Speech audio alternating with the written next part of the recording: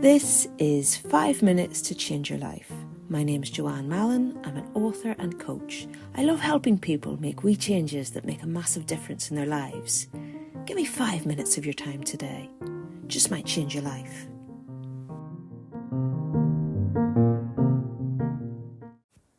Hey, how you doing? It's a rallying call that I've got for you today. I want to talk about something that so many of us do, especially us women, without even realizing it. We shrink ourselves. We stay quiet when we have something valuable to say. We apologize for taking up space. We downplay our achievements. We say, oh, it's nothing when we have a brilliant idea, or sorry to bother you when we're just asking for what we need. Over time, these small habits send an incredibly powerful message, not just to other people, but also to ourselves. They tell us that we don't deserve to be seen. But you were never meant to shrink. You were meant to grow, contribute, shine, be golden, and take up the space that is rightfully yours. So today, we're going to work together to make very simple but very powerful shift. And I want you to start by noticing your inner dialogue.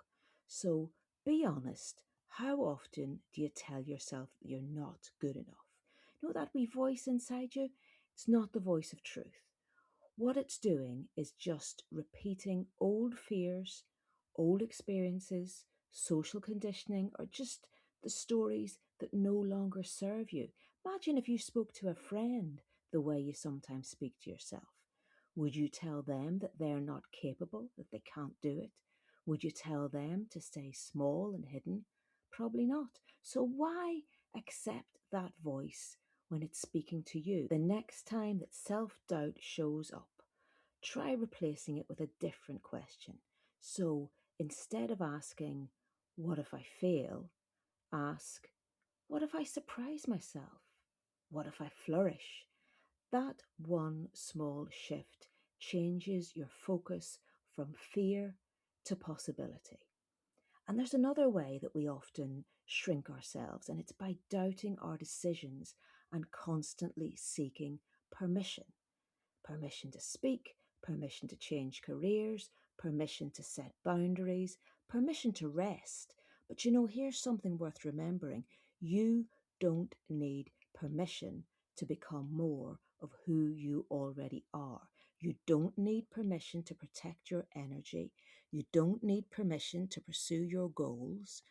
And, as well as all that, as well as these words, there's also power in your posture. I want you to notice how you're sitting or standing right now. Are your shoulders rounded over? Is your gaze maybe lowered towards the ground? Try this. Roll your shoulders back. Lift up your chin, lift up your chest. Take one slow, steady breath.